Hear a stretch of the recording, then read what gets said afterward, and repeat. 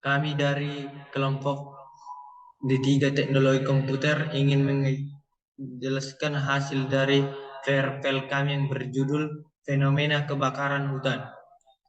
Perkenalkan, nama saya Immanuel Manurung dengan NIM 013. Perkenalkan, saya tahu ini dengan NIM. Perkenalkan, saya Francisco Pantoro dengan NIM 040. Kami akan menjelaskan hasil vervel kami.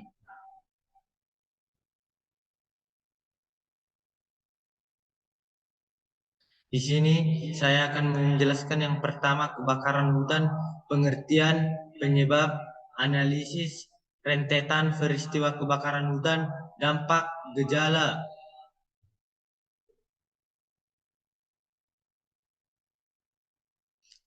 Yang pertama yaitu pengertian kebakaran hutan. Kebakaran hutan atau wildfire, kondisi api yang tidak terkontrol pada daerah hutan yang dapat menyebabkan terbakarnya atau hangusnya hutan. Kita bisa melihat dari gambar hutan yang sedang terbakar dan mengakibatkan polusi udara.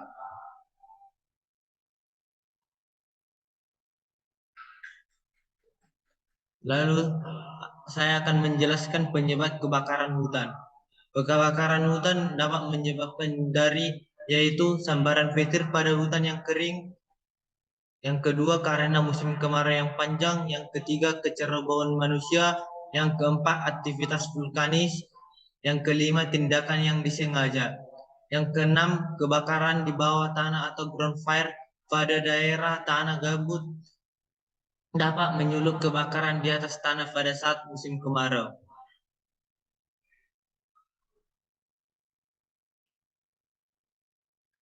Dampak dari kebakaran hutan kita bisa melihat kuda yang mati karena kebakaran. Yang kedua dari gambar kita bisa melihat hutan yang terbakar. Dan yang ketiga kita bisa melihat polusi udara yang sangat banyak. Dan yang keempat kita juga bisa melihat yang di jalan kita melihat polusi udara yang sangat banyak akibat dari kebakaran hutan.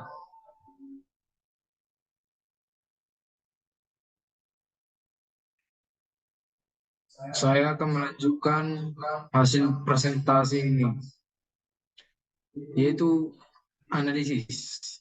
Inilah hasil analisis yang kami dapat.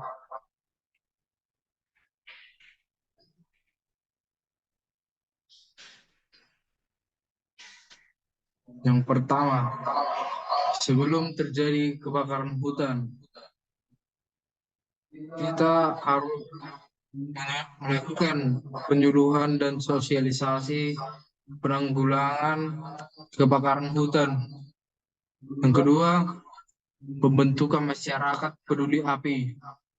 Yang ketiga, pemasangan papan peringatan kebakaran, menyebarkan informasi mengenai pelarangan pembakaran hutan. Yang keempat, patroli pencegahan kebakaran hutan. Yang kelima, melengkapi alat pemadam kebakaran. Yang atau tempat penampungan air. Yang ketujuh, mengembangkan sistem peringatan dini kebakaran atau fire danger rating system. Yang kedelapan, melakukan pelatihan untuk memadamkan kebakaran.